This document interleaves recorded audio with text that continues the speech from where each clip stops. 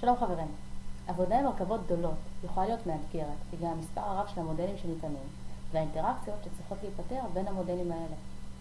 דבר זה יכול להיות מורכב במיוחד כשעובדים עם Layouts לצורך אופטימיזציה של מרחב וארגון של ציוד, למשל ברצפת ייצור.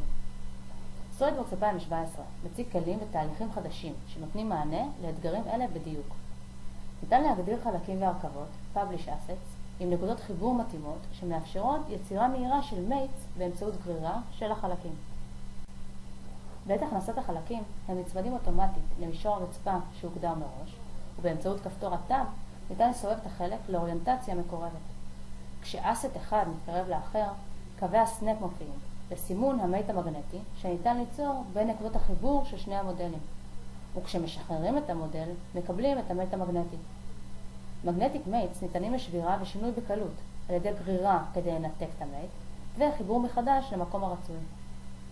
אסטס, כמו רובוט ההרמה הזה, יכולים להיות משוכפלים בקלות באמצעות גרירה עם מקש קונטרול ולהדביק למקום חדש בלייאאוט. בשימוש בטכניקת ההזזה באמצעות גרירה, מייטס חדשים אלו מקלים מאוד על ארגון ציוד ומקסום ניצול שטח.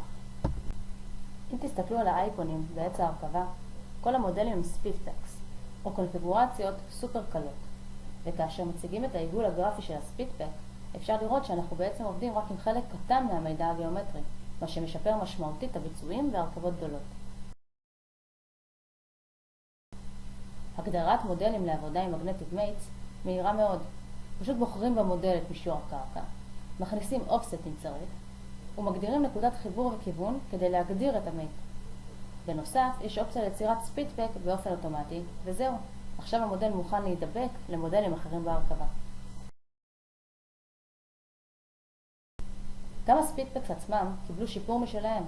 עכשיו, גיאומטריית עזר, סקיצות ועקומות יכולות להיכלל בספיטפק, כמו גם הרפרנסים למגנטיק מייטס, לשימוש עתידי בהרכבות גדולות.